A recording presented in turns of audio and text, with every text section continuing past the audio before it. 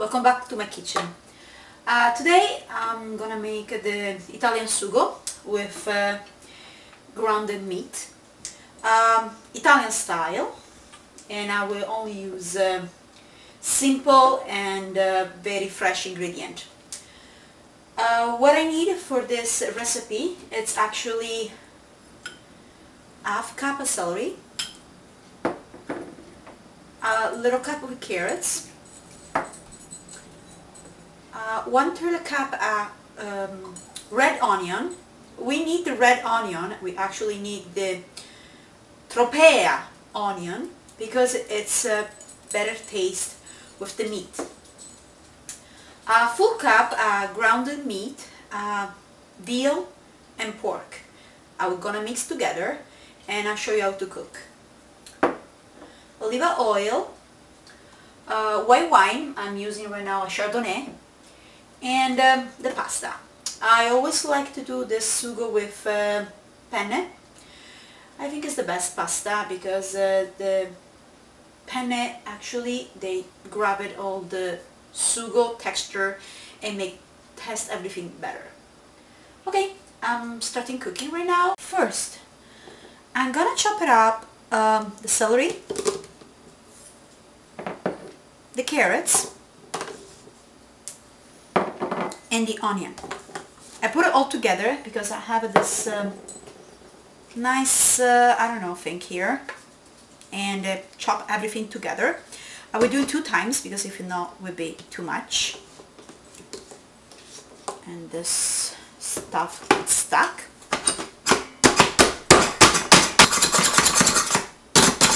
Well, you can see, I chop it everything together, and you can tell it's a little bit too much for the recipe we're doing today.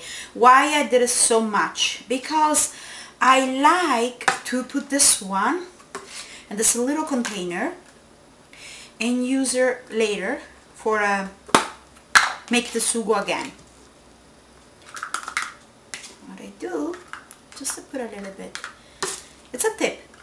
You use this one next time. It's just frozen, still tastes good, and make you have more time for you, and you don't have to prepare this one again. Yeah, like this. And I put it in the fridge. Now I'm gonna use all this to prepare the actually we call soffritto. Smell really good. The onion, the carrots, the celery together smell really good. I almost forgot the most important ingredient, the tomato sauce. Every Italian person, especially who live in Italy, used to do the tomato sauce from fresh tomatoes, the actually conserva. I don't have the time here to make the fresh tomatoes. First because I'm working and that take a very long time, and second because the taste of the tomato here is completely different from the taste of the tomato in Italy. But I found this one in Canada. There are actually 2 really good tomato sauce. It's Di Vella and Cirio. Di Vella passata, I have to be liquid. No chunk, no piece of tomato, have to be completely liquid. And the same with the Cirio, have to be passata verace. I combine this tomato sauce together because the Di Vella, it's actually a little bit acid, and the Cirio is a little bit more sweet and more dense. And together they actually make a really good tomato sauce and really good sugo. I suggest you always to use like 2 bottles of this and 1 bottle of Cirio. I make a lot of sugo because what I do most of the times I frozen the sugo for the week, and with this rate, like 2 of this and 1 of this, I found myself to have a sugo for a good like 5 days with no problem. Okay, I have my pot on the stove, and I'm gonna use olive extra virgin oil. Don't use oil for like a regular frying or oil is not olive virgin, because it tastes really bad when you cook in that, because the olive oil actually cook at very high temperature. That means doesn't burn and doesn't make the actually food taste bad. Okay, I'm going to put my stove at max and make the oil to fry just a little bit. I put only 3 tablespoons of oil.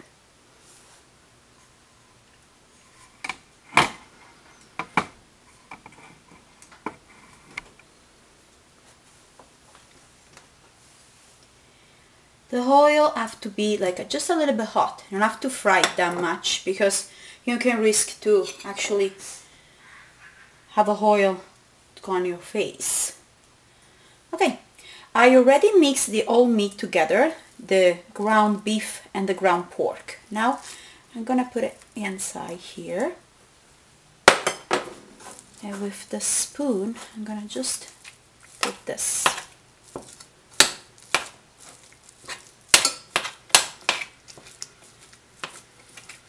You can hear the oil start frying already.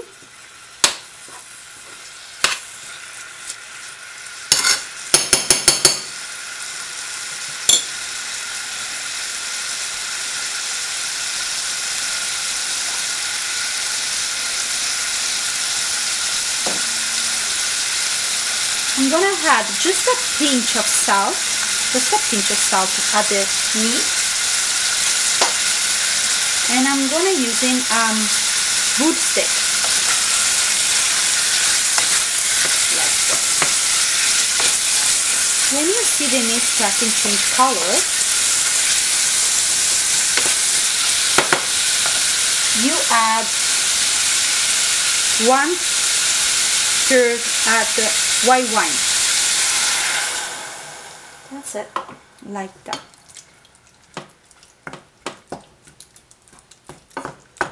Meat have to absorb the wine completely.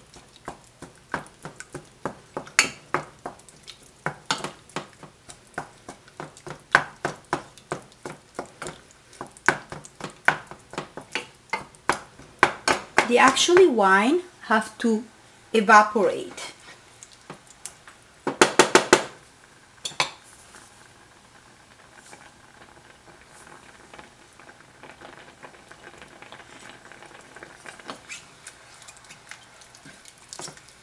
Just move the meat around, like this, that does get burned on the bottom, like that. And I'm starting adding the actually oil to this other pot.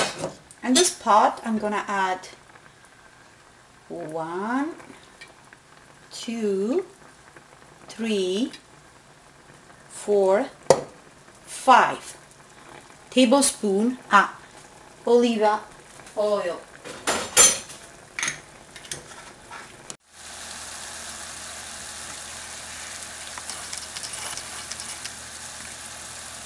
Okay, what I say, the meat have to look like this, most dry,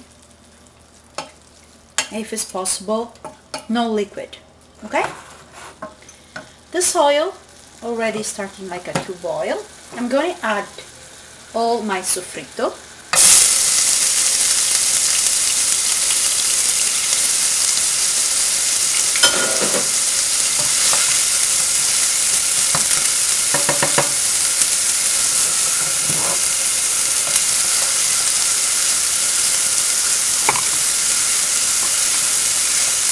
Okay, the sofrito has to fry a little bit.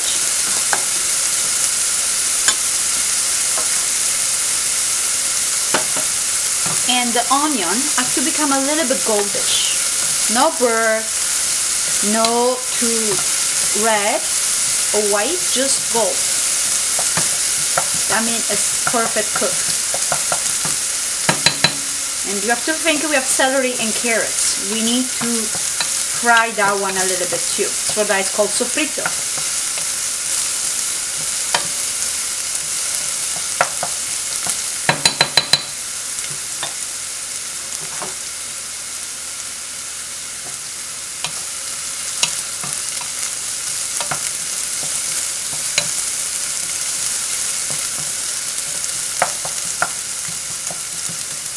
This is actually the crucial part, because if you burn the onion, you will feel the aftertaste of the burnt onion on the sugo. And if you don't cook the onion really good, you will taste the onion when you eat the sugo.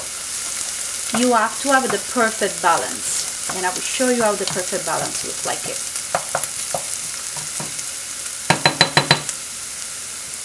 You can see I'm keeping using the hook spoon to put the onion back and forth, because I want to cook evenly. Now, looks almost good.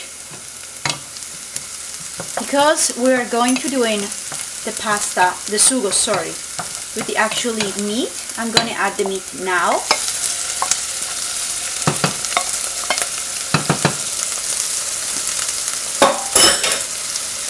Like this, and mix it with the actually onion with the sofritto. The smell is amazing, so good. Okay, now everything ready for us to put the actually sugo. I'm gonna add 1,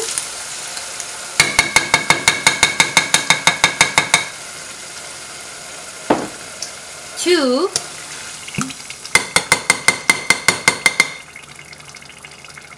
and the last one, the Cheerio one, 3.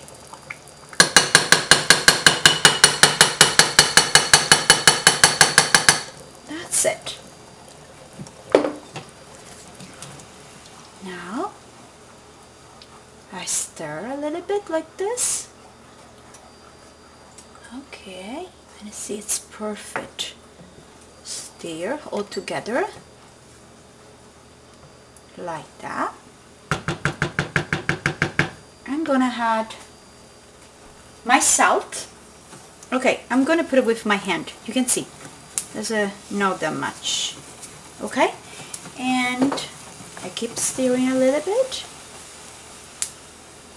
and I'm going to actually lower a little bit the stove. I put medium, and I'm gonna add my really pinch of sugar. That's it.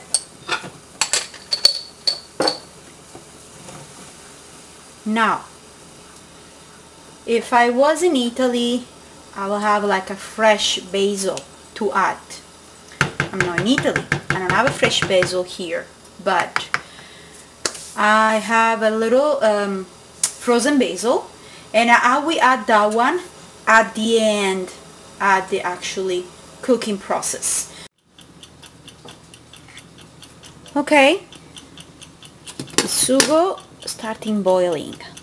This is what I mean with boiling. You don't have to be like a lots bubbles and sugo everywhere.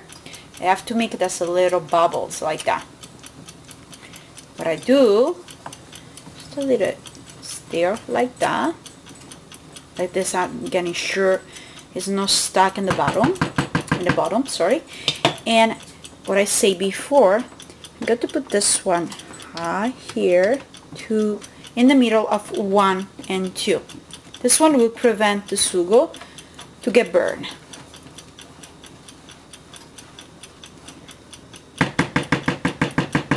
I'm gonna put back the lid like that and let it boil.